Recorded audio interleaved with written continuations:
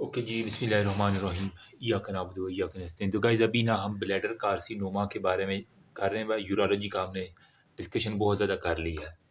Bladder carcinoma की जो most common type है ना, वो हमारे पास यूरोथेलियल सेल कार्सिनोमा, या हमें पता है कि इसके अंदर ट्रांजिशनल एपिथेलियम होती है, तो हमारे पास ट्रांजिशनल सेल कार्सिनोमा। ये हमारे पास जो है ना वो 95% केसेस के अंदर देखेंगी। किन लोगों को ब्लैडर का ज़्यादा होता है? बॉयज़ जो स्मोकिंग करती हो, बंदे के बच्चे बन जो, क्योंकि ये रिस्क फैक्टर उसका यही है। ठीक है, रिस्क फैक्टर में हमारे पास आ जाएगा सिगरेट स्मोकिंग। ये आई थिंक कम्युनिटी मेडिसिन में एक बड़ा इंपॉर्टेंट एमसीक्यूज भी आता था ब्लैडर का, इसके साथ को रिलेशन। तो सिगरेट स्मोकिंग हमारे पास बड़ा होगा। Sorry for the background noise, अभी ईद की छुट्टियां, तो मैं फिर साथ में हमारे पास एनिलीन डाई जो है ना, इंडस्ट्रीज़ के अंदर जो काम करते हैं, वो एक बड़ा इम्पोर्टेंट है। या फिर केमिकल, जैसा कि जो रबड़ की फैक्ट्री के अंदर काम करते हैं, उनके अंदर जो है ना वो two naphtha two naphthyl amine. ठीक है, ये और हमारे पास बेंजीडीन। ठीक है, ये जिस फैक्ट्री के अंदर आपको मिलेगा, उसके अंदर मोस्टली आपको जो वर्कर है उनके अंदर ब्लैडर कार्सिनोमा देखा गया। ऑक्यूपेशन बड़ा इंपॉर्टेंट है। मतलब ये जो लड़कियां खूबसूरत कपड़े पहनती हैं, तो उस बेचारे टेक्सटाइल इंडस्ट्री में काम करने वाले जो है ना बॉयज़, उनके अंदर देखा गया। या फिर ये जो रंगाई का काम करते हैं डाई वर्कर, इनके अंदर ब्लैडर कार्सिनोमा बहुत ज़्यादा हमारे पास देखा गया। ठीक है, फिर हमारे पास क्या रहा कि वो जो है ना वो ये जो टायर रबड़ या फिर जो ये तारों वगैरह का काम करते हैं ना, लिख देता हूँ। ठीक है, टायर की जो रबड़ बनाते हैं, ठीक है, या फिर हमारे पास जो केबल वर्कर हैं, ये जो तारों के ऊपर भी एक रबड़ लगी होती है ना, तो केबल बनाने वाले जो फैक्ट्री हैं, पेट्रोलियम के अंदर, इंडस्ट्रीज के अंदर जो पेट्रोलियम वाले काम करते हैं। ठीक है, साथ में लेदर की इंडस्ट्री, ये जो खूबसूरत आप जूते पहनते हैं, तो इसके पीछे बहुत मेहनत लगी होती है मेरी जान। तो लेदर इंडस्ट्री के अंदर, फिर शू मैन्युफैक्चर, ये जो बाटा की कंपनी है ना, इसके अंदर देखा गया था वर्कर्स के अंदर अचानक से बहुत ज़्यादा ब्लैडर कार्सिनोमा का। तो हमारे पास ये जो शू इंडस्ट्री है, एक तो लेदर हो गया ना, वहाँ से फिर आगे जो शू बनाने वाली कंपनी है उनके अंदर देखा गया। फिर ये जो पेंटर हैं, पेंट करने वाले और पेंट की फैक्ट्री के अंदर काम करने वाले, ठीक, उनके अंदर बहुत ज़्यादा ये ब्लैडर कार्सिनोमा। अब आपके क्लिनिकल सिनेरियो में यही आएगा कि वो डाई वर्कर था, या फिर वो रबड़ इंडस्ट्री के अंदर काम करता है, या फिर वो कोई भी सिगरेट स्मोकिंग के साथ इसका एसोसिएशन करवा देंगे, तो आपको ब्लैडर कार्सिनोमा के ऊपर फ़ौरन आपका क्लिक चला जाना चाहिए। ठीक है, अब पेशेंट प्रेजेंट किस तरह करता है, क्लिनिकल फीचर क्या है, उसको हीमाचूरिया होगा, क्योंकि ब्लैडर के अंदर जब भी गड़बड़ी होती है तो हीमाचूरिया ही हमेशा जो है ना वो होता है। किडनी, यूरेटर, ब्लैडर के अंदर कोई भी छेड़खानी होगी तो हीमाचूरिया तो लाजमी इसने हंस के आ जाना है। तो क्लिनिकल फीचर के अंदर उसको पेनलेस हीमाचूरिया होगा। ठीक है, रिमेंबर एमसीक्यूज में पेनफुल है या पेनलेस है, तो पेनलेस हमारे पास जो है ना वो हीमाचूरिया बड़ी निशानी है इसकी ब्लैडर कार्सिनोमा की। सही है, और ये मोस्ट कॉमन सिम्टम है। और इसके अंदर जो है ना ब्लैडर कार्सिनोमा जो है ना वो हमारे पास जब तक इंडिकेटिव है एक तरह का कि हमारे पास ब्लैडर कार्सिनोमा, फिर हम इसको फर्दर करते हैं। साथ में क्लॉट यूरिनरी रिटेंशन जो है ना, वो यूरिन के अंदर आपको क्लॉट्स होंगे और साथ में उसकी यूरिनरी रिटेंशन जो है ना वो होती होगी। मतलब छोटे छोटे लोथड़े जो है ना वो उसके पेशाब के अंदर आना शुरू हो जाएंगे। फिर साथ साथ जो है ना यूं यूं प्रोग्रेस करता जाएगा उसको। यार ये कौन मैसेज कर रहा है, पेल्विस के अंदर जो है ना वो हमारे पास पेन जो है ना उसको हल्की हल्की महसूस होना शुरू होगी। साथ में यूरिनरी फ्रीक्वेंसी बहुत ज़्यादा होगी, बार बार जो है ना वो यूरिन करने जाएगा। और साथ में उसको डिस्कम्फर्ट जो है ना वो हमारे पास बहुत ज़्यादा होगा। ठीक है, और पेन जो है ना सिर्फ वहाँ पे हल्की हल्की होगी, वो इवन के रेफर कर देगी पेरिटोनियम में, एनएस में, और इवन उसके टांगों में, थाई के अंदर भी जो है ना इवन उसकी जो पेन है ना, ठीक है, पेशाब के अंदर कोई उसको पेन नहीं होगा, उसकी पेन दूसरी जगह होगी, पेल्विस पेन होगी। ठीक है, थाई के अंदर उसको पेन होगी, स्क्रोटल एरिया के अंदर पेन होगी। वो इस तरह के साथ साथ जाके आपको क्लिनिकल सिम्टम देंगे। ठीक है, अब ट्यूमर की जो है ना हमारे पास उसने कुछ स्टेजेस लिखी हुई है, वो मैं बता के आपको फिर बुक से सारा दिखा देता हूँ, ताकि जो बुक से पढ़ रहे हैं फिर लोग कहते हैं कि एक दफ़ा बुक से भी जो है रिव्यू करवा दिया करें। ठीक है, तो परेशान नहीं होना। यहाँ से इसको मैं थोड़ा सा मोड़ लूँ, क्योंकि मेरा ट्राईपोड स्टैंड आज टूट चुका है, तो वही मैं जुगाड़ लगा के आपके साथ वीडियो बना रहा हूँ।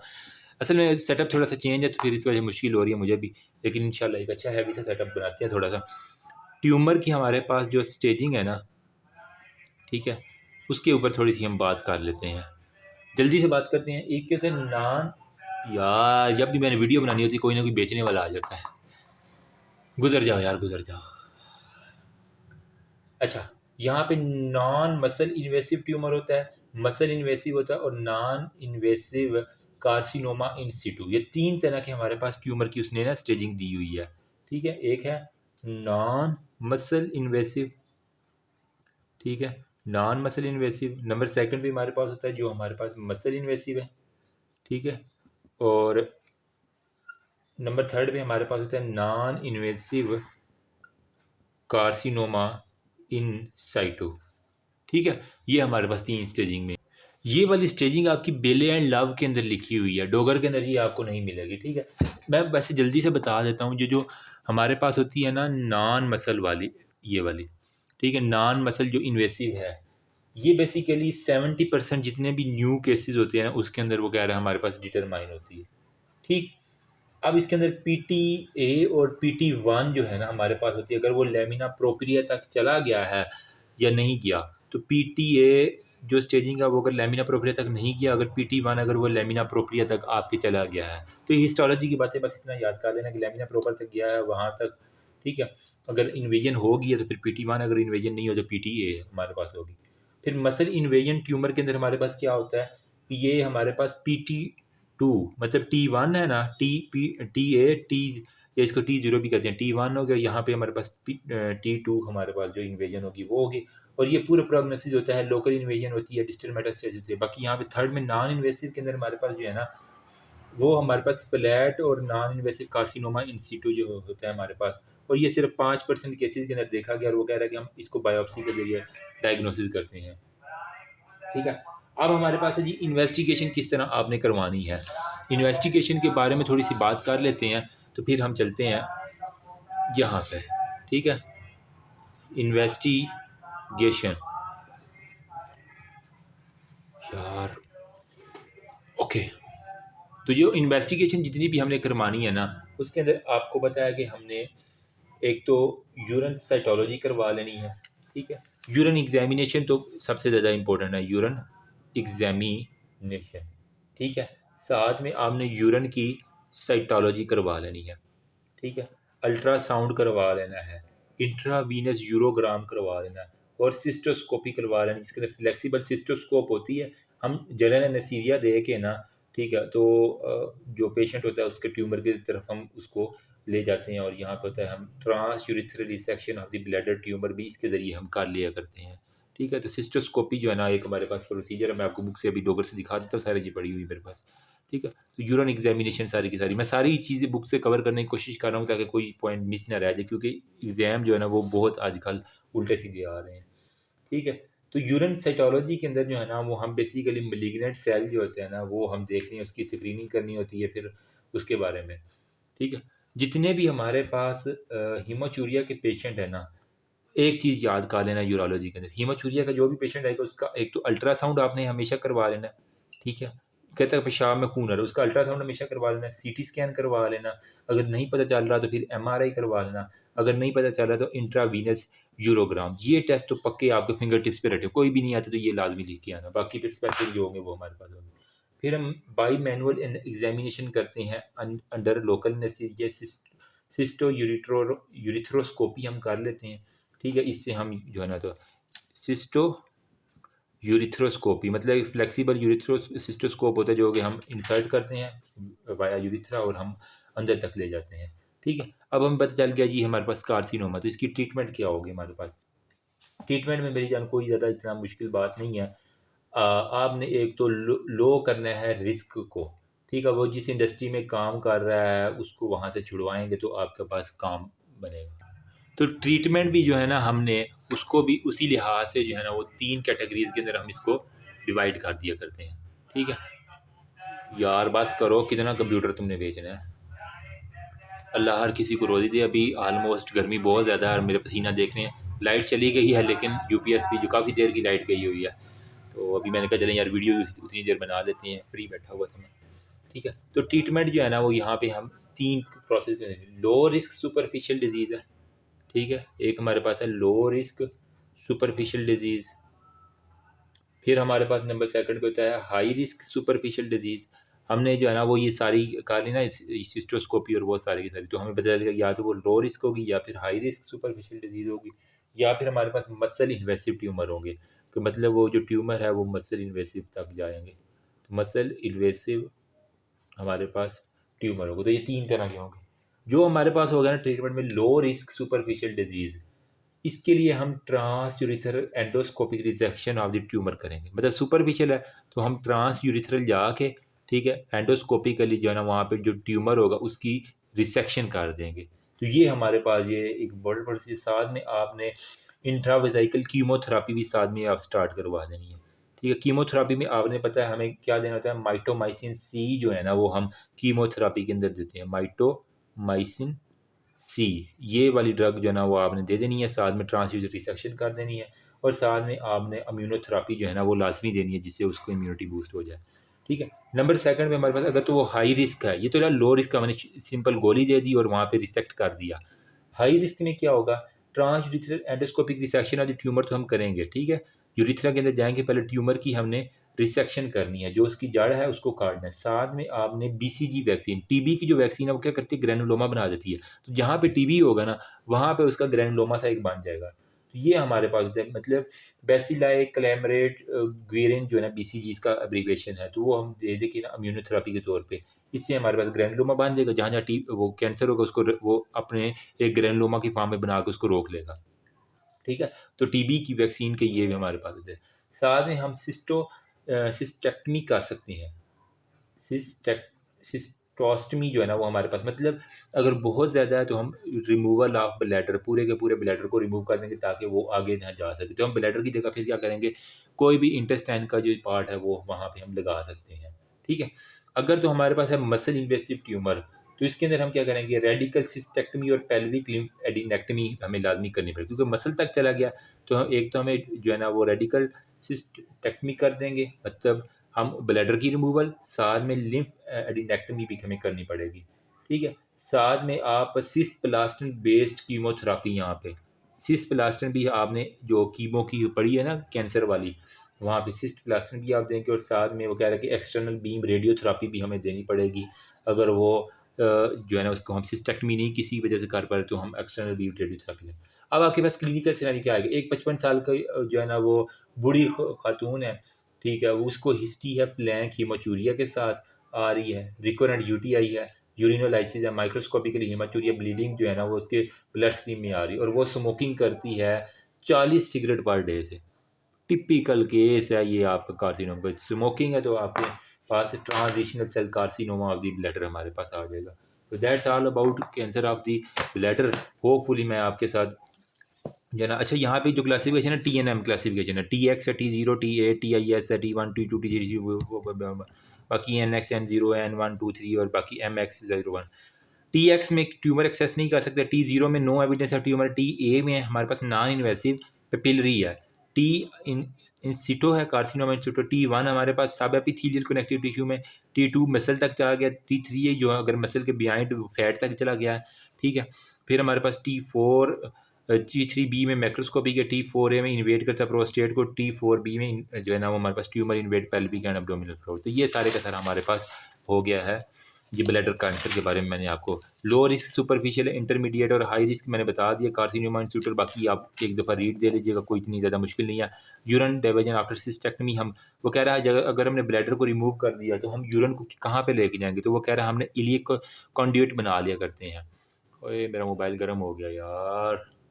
ठीक है, मतलब इलियम को पकड़ के ना उसका एक कंड्यूट सा बना लेते हैं जिसके अंदर वो हमारे पास जो है ना वो यूरिन कलेक्ट होता रहता है। ठीक है, और उसके बाद वो हम जो है ना इम्प्लांट उसको करके और उसके बाद सारे राइट इलिक फोसा के अंदर इलियोस्टमी बार के जरिए। ठीक है, तो हम साथ में वो कह रहे हैं यूरोस्टमी बैग भी जो है ना वो हम अप्लाई कर देंगे जी, वरना ब्लैडर की रिकन्स्ट्रक्शन या उसी ब्लैडर को जो हमने निकाला उसकी रिकन्स्ट्रक्शन कर देते हैं।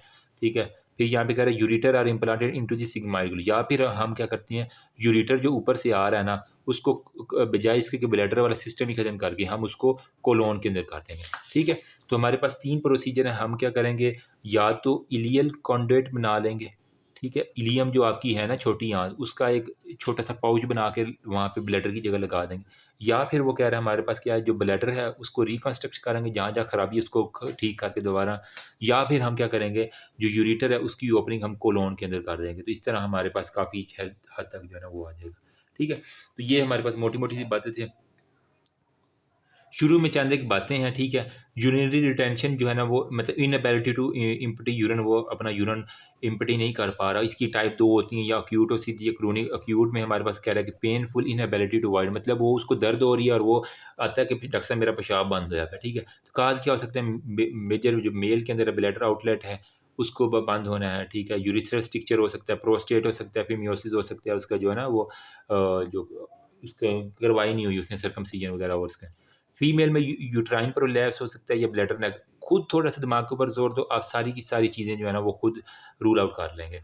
ठीक है, आप एज अ फीमेल आपको यूरिन क्यों भी बंद हो सकता है। अगर आप मेल है तो अपने यूरिथ्रा को पकड़ लो और देख लो क्या क्या आपके पास सिम्टम आ। ईजी सी सीन है, इस वजह से इसके ऊपर इसमें से इतना क्वेश्चन भी नहीं आते, लेकिन आपको भी एक दफ़ा आइडिया होना चाहिए। ठीक है, फिर हीमाचूरिया, इम्पैक्टेड ब्लैडर और न्यूरोजेनिक ब्लैडर भी हो सकता है, फीकल इन्फेक्शन हो सकता है। बाकी ग्रोइन की क्लिनिकल फीचर में यही है कि यूरिन में सेवरल हार्ट तक आता नहीं है, पेन होती है पाल्पेबल। जब उसका आप उसके ब्लैडर वाली ऊपर सरफेस के ऊपर हाथ रखें तो आपको बकायदा पाल्पेबल नजर आता है।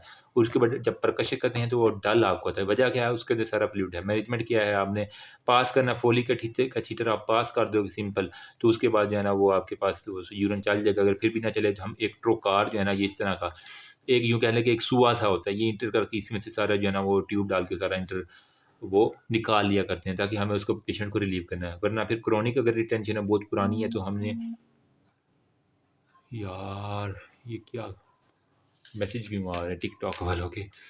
अच्छा, क्रोनिक रिटेंशन में पेन लेस होता है, इसके अंदर मरीज को पेन, एक्यूट में पेन होगी, क्रोनिक के अंदर पेन नहीं होगी। ठीक है, तो इसके अंदर वो कह रहा है कि हमारे पास ट्रांस ब्लैडर और सब्सिक्वेंट अपर यूरिनरी ट्रैक का कोई भी डायलिटेशन हो सकती है, हाइड्रोयूरेटर, हाइड्रोनेफ्रोसिस, किडनी के अंदर सारा पानी, यूरेटर के अंदर सारा पानी होगा। ठीक है, इसके लिए ट्रीटमेंट है ट्रांस यूरेथर कैथेटराइजेशन, यूरिथ्रा के जरिए हम कैथेटराइज कर देंगे। हिमाचूरिया और एक्सेसिव पोस्ट ऑब्डक्टिव डायूरेसिस जो है ना वो उसका वजह से हो सकता है, लेकिन पेशेंट को हम पूरी नाइट के लिए एडमिट करते हैं। फिर हमारे पास एक कंडीशन देखी गई है जिसे हम कहते हैं एक्सट्रोपी ब्लैडर या एक्टोपिया वेजिकाई। इसके अंदर क्या होता है कि ब्लैडर जो है ना, इसकी जो एंटीरियर वाल है वो ही नहीं बनी होती कुदरती तौर पे। तो ये कह रहा है कि 1 लाख में से 3 बच्चों के अंदर होता है, फीमेल में ज़्यादा है, मेल टू फीमेल ज़्यादा सफ़र होते हैं फीमेल से। ठीक है, क्या होता है, एंटीरियर एब्डोमिनल वाल जो है ना वही एब्सेंट है, जिसे हम कहते हैं एक्टोपिया वेजिकाई या फिर एक्सट्रोपी ब्लैडर। ठीक है, इसके अंदर वही कह रहा है कि हमारे पास एंटीरियर वाल नहीं, जो हमारे पास शॉर्ट मर्द का साथ में जो है ना वो पीनस शॉर्ट होगा। बाइफिट क्लाइटोरिस, उसकी फीमेल की क्लाइटोरिस दो दो आपको नज़र आ रही होगी बाहर से। एपिस्पोडियास होगा, मतलब डार्सल सरफेस के ऊपर जो है ना यूरिथ्रल की ओपनिंग होगी, और वो सारी की सारी इंग्वाइनल में वो डायरेक्टली वगैरह के posterior wall of urine directly expose to the skin होगा, और वो सारा जो पेशाब बन रहा है जब एंटीरियर वाल ही नहीं तो वो स्किन के साथ हमारे पास जो है ना पेशाब लगता रहेगा उसका। तो इसकी वजह से हमारे पास तो बर्थ के ऊपर हम क्या कहते हैं, प्लास्टिक फिल्म जो होते हैं ना उसके जरिए हम ब्लैडर को डिफेक्ट को कवर कर देते हैं। पेल्विक ऑस्टियोटमी कर लेते हैं, closure of the bladder abdomen. First year के ऊपर एपिस्पोडियास को रिपेयर करते हैं, जो इंटीरियर वाल के ऊपर उसकी ओपनिंग है उसको ठीक करते हैं। और 5 ईयर के ऊपर जो है ना वो ब्लैडर की हम रिकंस्ट्रक्शन करके और एंटी रिफ्लेक्स सर्जरी करके हम कर देते हैं। फिर ब्लैडर की इंजरी है, इंट्रा पेरिटोनियल रैप्चर हो सकता है, एक्स्ट्रा पेरिटोनियल रैप्चर हो सकता है। ठीक है, कहीं भी वो गिरा है या फिर किसी भी और वजह से हमारे पास सुप्राप्यूबिक पेन है, ये मतलब रीड करने वाली चीज़ें हैं, इसके अंदर से ऐसा नहीं है, लेकिन आपको एमसीक्यू पॉइंट ऑफ व्यू से पता होना चाहिए। ठीक है, बाकी हमने ब्लैडर कार्सिनोमा भी पढ़ लिया, यूरिनरी फिस्टूला भी हमने देख लिया। ब्लैडर के अंदर कम्युनिकेशन जो है ना यूरिनरी ब्लैडर और स्किन के अंदर अगर आ जाए, सिंपल सी बात है। फिस्टूला क्या होता है, दो ओपनिंग होगा, यूरिनरी ब्लैडर के बजाय वो यूरिथ्रा में जाने के वो स्किन के ऊपर ही अपनी ओपनिंग बना ले, विजाइको क्यूटेनिस फिस्टूला कहेंगे। अगर वो विजाइना के अंदर फीमेल में है तो विजाइको विजाइनल फिस्टूला कहेंगे। अगर वो कोलोन के अंदर चला गया ब्लैडर और कोलोन का तो कोलो विजाइकल फिस्टूला। तो 3 आपके पास फिस्टूले आ गए, विजाइको क्यूटेनियस, विजाइको विजाइनल और विजाइको कोलोन। ठीक है, तो ये तीनों के हमारे पास ये उसने लिखे हुए फिस्टूला के बारे में बातें। क्लिनिकल फीचर वही है कि हमने जो है लीकेज ऑफ यूरिन होती रहेगी इंटीरियर एब्डोमिनल वाल से, विजाइको फिस्टूला में वो हमारे पास लीकेज होगी यूरिन की। बाकी सिंपल सी बातें, कोई इतनी नहीं है उसकी हमें। बाकी अगर इन्फ्लामेशन हो जाए ब्लैडर की म्यूकोजा की, हम सिस्टाइटिस कहते हैं। ठीक है, वजह क्या है, कोई भी बैक्टीरियल ऑर्गेनिज्म, इकोलाई, बच्चों वाली बात है, माइक्रो के अंदर आपने सारी पढ़ी हुई है।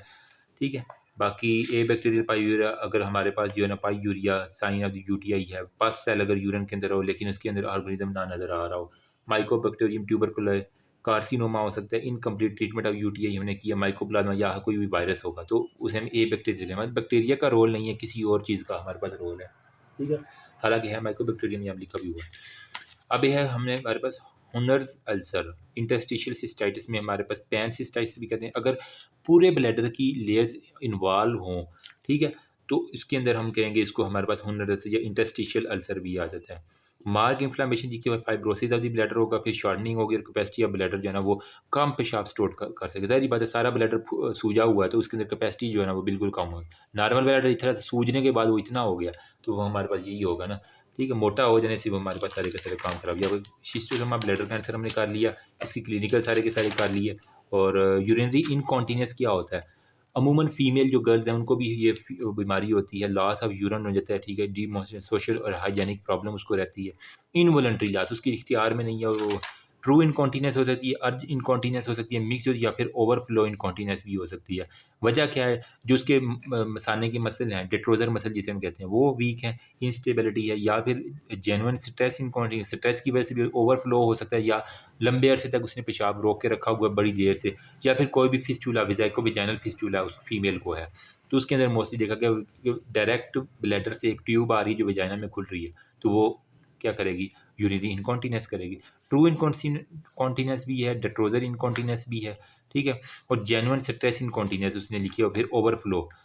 ट्रू में वो कह रहा है कि हमारे पास lack of any control over micturition, urine dribble करता है कॉन्स्टेंटली, और काज और विजाइको विजाइनल, तो इसका यही है कि कोई भी हमने यहाँ पे जो विजाइको विजाइनल फिस्टुला पढ़ा है ना, मतलब ब्लैडर से उसका सारे का सारा जो है ना फिस्टुला वो बना हुआ है, ठीक है। सपोज करें कि ये हमारे पास जी है ब्लैडर और ये उसकी विजाइना है, तो इसके एक सीधी ट्यूब आके जो है ना विजाइना के अंदर खुल रही है, बजाय कि वो यूरिथ्रा में जाए वो विजाइना के अंदर ही आ रहा है, तो इसकी वजह से हमारे पास क्या होगा, ये से हम कहेंगे ट्रू हमारे पास इनकॉन्टीनेंस है, ठीक है। तो वो कह रहा है कि ऑब्स्ट्रक्टिव लेबर है, इट्रोजेनिक ड्यूरिंग भी हो सकती, अगर किसी की बहुत कई घंटों तक लेबर जो है ना वो फंसी हुई है, या कोई भी पेल्विक सर्जरी उसने करवाई थी जिसकी वजह से कट लग गया था, या फिर हमारे पास स्फिंक्टर कमज़ोर है या ब्लैडर एक्स्ट्रोफी। डेट्रोजर इंस्टेबिलिटी में कह रहा है कि हमारे पास जो ओवर एक्टिव ब्लैडर होता है ना, हाथ से ज़्यादा वो कंट्रैक्शन करता है जिसकी वजह से वो यूरिन जो थोड़ा सा भी होता है वो ड्रिबल करना शुरू कर देता है। 50% पेशेंट के अंदर इंस्टेबिलिटी रहती है,